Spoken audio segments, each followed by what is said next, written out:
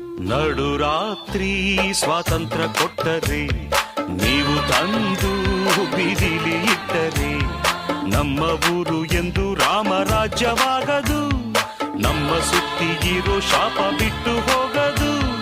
ವೇದಾಂತ